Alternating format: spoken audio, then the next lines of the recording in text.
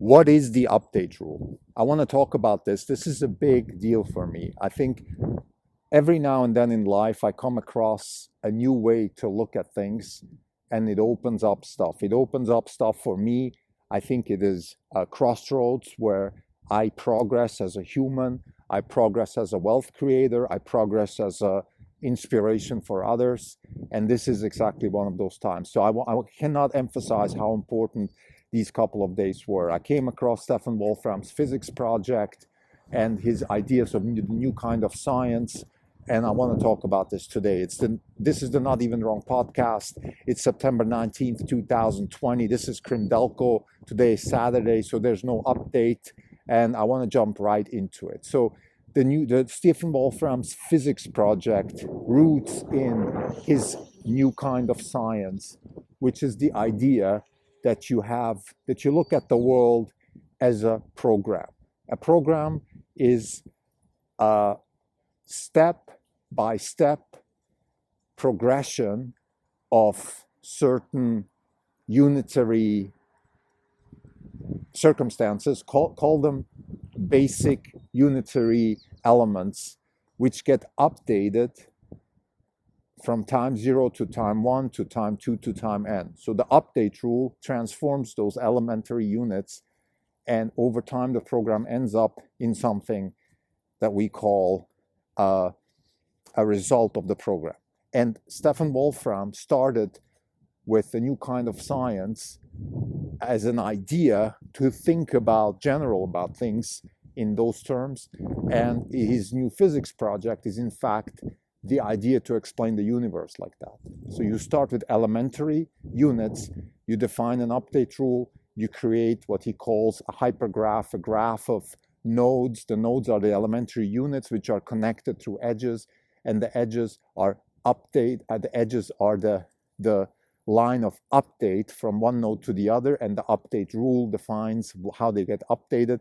And time is defined as when one update starts and then finishes. So time 0 is the start of the update, time 1 is the finish of the update, and you cannot do time 2 until time 1 is completed. So this is the general idea.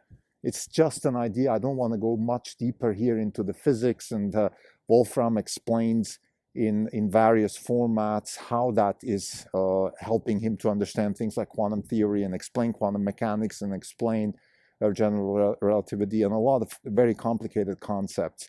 For me personally, this is simply a new way to look at things, and this opens up stuff. This is a quote by Stephen Wolfram, and it totally applies to me. So let's apply this to the business of managing money, creating wealth. Let's apply this to wealth generation. What is the elementary unit? What is the update rule? That's the question that I want to ask Elon Musk at the Battery Day on Tuesday. That is the question I'm asking from now on every time I come across an opportunity. What is the unit, and what is your update rule? Let me elaborate. So we start with an elementary unit. In the case of wealth creation, the elementary unit is the founder, the person that has a certain idea, an itch, something that they need to do. And the update rule is how are they going from T0 to T1 to Tn? How are they now progressing? What is your update rule? For example, is it to solve a certain problem? We discussed this in the past. I think the innovation stack concept is a very good way to think about this, and it's a parallel way to think about this. In the square example, which I spoke about several times, the update rule is building the innovation stack. It is solving a problem, creating new problems, attacking those problems, and progressively continue to progress into the future by building an innovation stack which happens to solve certain big problems, which happen to be certain big businesses, which happen to create wealth. The update rule with Tesla is very similar. The update rule, in fact, with most disruptive companies, in my view, is this type of iteration, where you look at certain problems You attack them, you solve them, you create new problems by solving those problems, you keep attacking those problems. For example, in the case of Tesla, it was the problem of having a battery large enough to have enough energy to drive a car. Having a large enough battery to drive a car creates heat problems. Solving the heat problem inspired building a battery management system. Building a battery management system creates problems with the integration of the battery management with the propulsion system.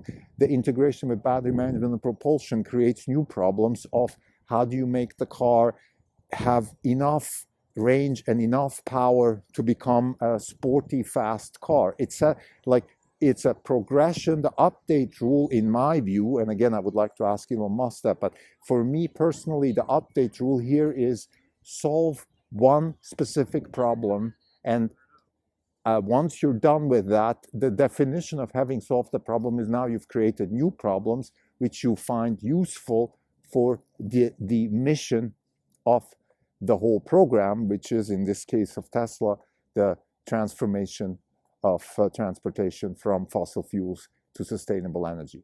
So, of course, you cannot update by doing something completely irrelevant, but even creating a better UI so people can charge the car while they're watching Netflix in a very convenient way in the car is contributing to the mission of moving from fossil fuels to sustainable transportation, because it helps you charge the car. You are okay with the charging time, you are not bored, and therefore you are more likely to buy the car, you are more likely to contribute to the transformation of fossil fuels, from fossil fuels to sustainable energy. So each step that Tesla does, each contribution that a Tesla employee does within the algorithm, within the program of Tesla, is to drive towards that progression, which is the transformation from fossil fuels to sustainable transportation. So this is an example of the way we look at Tesla. And I cannot emphasize enough how important that is for us to have a new way to look at things, because the world is so complex that having other different types of viewpoints is unbelievably helpful. And what it means is concretely that in the future, we can look at other companies the same way and potentially find new wealth creators or we potentially calibrate potential wealth creators with existing wealth creators, and therefore make decisions about investing. For example, SpaceX, in our view, is another wealth creator, because the update rule of SpaceX is very similar to the update rule of Tesla or Square. And that is, in the case of SpaceX, it is to make the planet a multiplanetary species, to make humans a multiplanetary species. This is the mission of SpaceX. So how is this mission being achieved through which type of update rule? The update rule at SpaceX is very similar. You solve one problem, you build a reusable rocket, because you need to lower the cost of launching satellites, because you need to launch satellites to make money to finance Starlink. You need Starlink to finance other projects which end up financing Starship. Starship is being built to propulse humans into space, first the moon and then Mars. How do you update the process of building Starship? It is by creating a manufacturing line which builds many Starships at low cost so you can test them and improve on the engineering.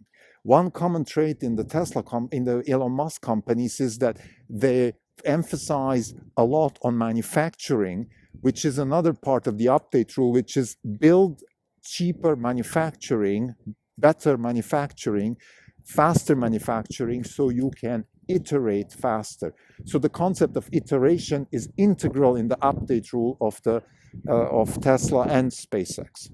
If we go outside of the Elon Musk empire, we can look at companies, for example, like Lululemon. Lululemon is a company where the update rule is very similar along the lines of Square, which is, again, building an innovation stack. In the case of Lululemon, Chip Wilson, the founder, was adamant about building clothing technology to solve very specific problem. In the process of building those technologies, he was able to create products which were unattainable by competition. In fact, competition like Nike and the Gap, and I mean, we're talking about real competition here, and they could not even get close to Lululemon. Lululemon is one of the best performing stocks in the US stock market because they have not just been able to create fantastic products, but also they've hit a certain nerve with the Superwoman. Chip Wilson calls his ideal customer the Superwoman, which is a young professional woman that was, of course, also a demographic change in the 90s and 2000s, that we had a lot more females joining the workforce, living their lives without getting immediately married and on all that stuff. So there was a need also for those people to dress in a certain way so they can be professional women, do their exercise and work and etc. And Lululemon fit that perfectly. So anyway, long story short, we have another company with a specific update rule. I mentioned Square having that update rule. And I want to get to a few examples where we can now, through the lens of Stefan Wolfram's programming concept, look at companies and decide if they have an update rule that is interesting for value and wealth creation or not. Take Uber. Uber is a company that I've been criticizing many times. And let's think about their update rule. What is the update rule of Uber? And quite frankly, I don't see what Uber doesn't have, in my view, I don't see any update rule there. What I see with Uber is more of a let's throw stuff at the wall hoping something sticks. That's not an update rule. That's not a successive program which leads to a certain accomplishment of a mission. That is a desperate try by a company to maintain its market value and relevance. Another example, Facebook. What is the update rule of Facebook? Here, I would say their update rule of Facebook is the real mission. I'm not talking about the stated mission, but the real mission of Facebook is to be as addictive as possible to keep the audience. And the update rule is to continuously develop software solutions to increase addiction. And I think particularly with some of the other franchises like Instagram, I think Facebook is doing a very good job on that front. So therefore, Facebook, I would say, as an investment and wealth creator, certainly falls in the realm of this of an entity with an update rule that we think, if you play it enough times, will end up in wealth creation. However, there is a big caveat here, and that is, if you look at our own mission, it is we look for disruptive technologies with large impact, and that has to be caveated a little bit. We want good impact, but we didn't put that in the mission because good is obviously a very sort of subjective thing. But what I'm trying to say here is that if your whole mission is to make people addicted to something, I think, first of all, this is not something we want to be related to, but more importantly also, I think there could be a big backlash, and therefore the wealth creation could be jeopardized. So therefore, we don't think Facebook is a good investment. Let's look at other companies. Amazon. What is the update rule of Amazon? The update rule of Amazon is to continuously drive customer satisfaction by lowering cost, increasing selection, and lowering the price and increasing speed. So those are sort of the main drivers, and the update rule is very similar to Square, Tesla, and Lululemon. It is continuously iterate, fix problems, create new problems, fix problems, create 2-day delivery, 1-day delivery, 2-hour delivery, solve problems of last mile. It is a continuous update of a program which drives towards this customer-centric, customer-focused, online distributed computing company. I want to emphasize that this is the beginning of a process for me and for us as Orange Capital Partners to start looking at the world from this perspective. So we don't have perfect answers to all the questions, of course, hopefully. I mean, this would be boring if we had.